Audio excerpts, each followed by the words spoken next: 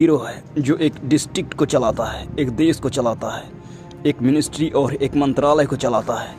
IAS के बिना देश के है क्या? महान शिक्षक विकास दिव्यकीर्ति सर के उन वचनों को मैं कभी नहीं भूल सकता जो उन्होंने कक्षाओं में बताया है। लाइफ में चाहे कितनी ही चुनौतियाँ क्यों ना आए, मैं उनके बताए हुए रास्ते पर ही चलता हूँ। कभी जीवन में भटका नहीं, कैरेक्टर से कभी पीछे नहीं हटा है। भाग दौड़ भरी जिंदगी में हमारे पास बहुत सारी चीज़ें हैं, लेकिन गुरु को नहीं भूला जा सकता। गुरु ही हमें बनाते हैं। तभी तो मैं कहता हूँ आईएएस मतलब पावर नहीं है, उस पावर का सही ढंग से यूज करना है ताकि हमारा देश और हमारी सोसाइटी एक सही राह पर जा पाए। जिंदगी में हमें असली खुशी तभी मिलती है जब हमारी वजह से किसी के चेहरे पर स्माइल आए।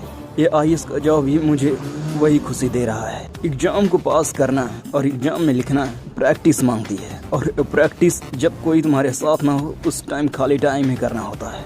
तभी तुम ग्राउंड रूट पर और देश के रूट लेवल पे जाके समस्याओं को समझोगे और उसका सोल्यूशन दे पाओगे, क्योंकि आईएएस का दिमाग चारों दिशाओं में चलता है, डायनेमिक होता है, चाहे वो कोई भी एरिया क्यों ना हो। हमें पॉलिसी को ठीक ढंग से लागू करना होगा, तभी हमारा इंडिया डेवलपमेंट की राह पर जा पाएगा। हमें लोगों को प्रशिक्षित करना होगा और मीटिंग्स लेनी होगी, उनको सही ढंग से करने के लिए पूरी तरह से रेडी होना होगा। पॉलिसीज को लागू करना और इम्प्लीमेंट करना चाहे किसी भी डायरेक्शन में क्यों ना हो, करना ही हो। इसके लिए हमें फाइलों को तलाशना होगा, फाइलों को खंगालना होगा, एक नए ढंग से शुरुआत करनी होगी।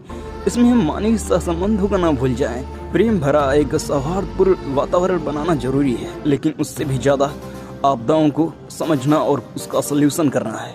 आईएएस के पास नेशनल डिजास्टर मैनेजमेंट अथॉरिटी होती है, उसे सभी समस्याओं को भी देखना होता है। सिर्फ रेवेन्यू डिपार्टमेंट ही नहीं, देश के और विदेश मंत्रालय को भी देखना पड़ता है।